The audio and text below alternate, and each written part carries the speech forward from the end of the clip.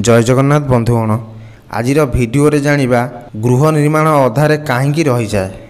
आपणक जो घर काम करुँच से घर आपणकर कहीं अधारे रही जाए तार कारण कौन एवं तार प्रतिकार केमिति करिपारिबे। बंधुगण बेले बेले एमिति हुए पाखरे पर्याप्त धन थिबो आउ भूमि उपरे घर मध्य निर्माण हेउथिबो किंतु घर काम अधारे एमिति असुविधा देखा जाए जे निर्माण काम को अधारे रखिबाकू पड़े।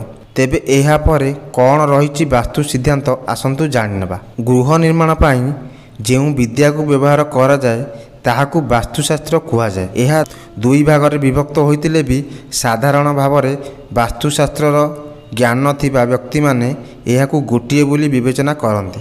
वास्तुशास्त्रर एही दुईटी भागरू गोटिए हेउची स्थापित्य विद्या और अन्यटी हेउची वास्तु विद्या। स्थापित्य विद्यार ज्ञान बलरे गृहरे विज्ञान भित्तिक नक्शाटीए प्रस्तुत करा जाए जेउठारे गृहकर्तांकर आवश्यकता को नहीं केतोटी शयन कक्ष केतोटी शौचालय जानवाहन रखिबा स्थान बाल्कोनी इत्यादि को विचार को निया जाए। यह केवल भूमि उपरे गृह नक्शाटीए करदिए। तेबे नक्शार आधार रे निर्माण घर आमको सुख शांति समृद्धि देव कि नाही ताहार व्यवस्था सेही नक्शारे न थाए। तेणु एने वास्तुशास्त्रर साहाय्य निया जाए।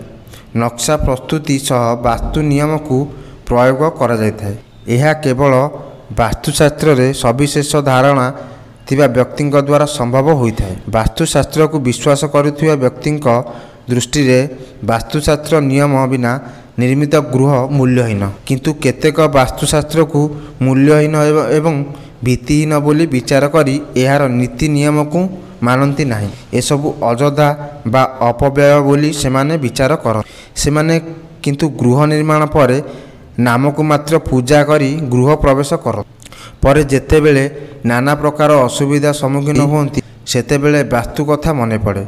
जदि एते व्यय करी गृहटीए निर्माण करुचे तेबे वास्तु विद्यार प्रयोग रे किछि अर्थ व्यय कले क्षति कौन।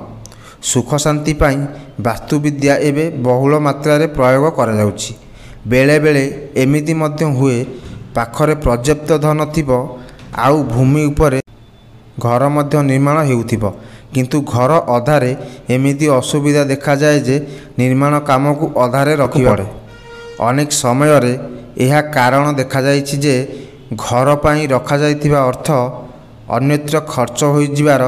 तेबे एहा परे कौन रही वास्तु सिद्धांत आसंतु जानिनबा। भूमि शुद्ध न करी गृह निर्माण कले एपरि स्थिति उपजित।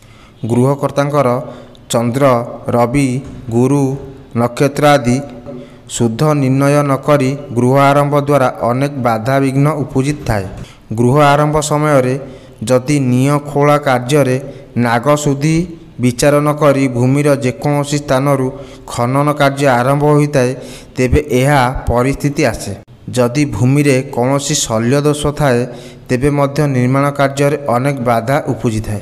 एही सबु दोष खंडन पाई शास्त्र रे प्रतिकार व्यवस्था अछि। पलाश काठ को अभिमंत्रित करी प्रत्येक दिग एवं कोण रे पोतिबा सहित ब्रह्म स्थान रे मध्य पोती वास्तु शांति होम करिवे। एहा करिबा द्वारा एही दोषर खनन होई निर्माण कार्य पुणी आरंभ होइथाए। यह अनेक थर प्रमाणित होइछि। बंधुगण वीडियोटी भल लगी प्लीज चैनल को सब्सक्राइब करी वीडियो गोटे लाइक कर दियंतु। एमिति इनफॉर्मेटिव वीडियो देखिया पाई पुणी गोटे नुआ वीडियो देखा। जय जगन्नाथ।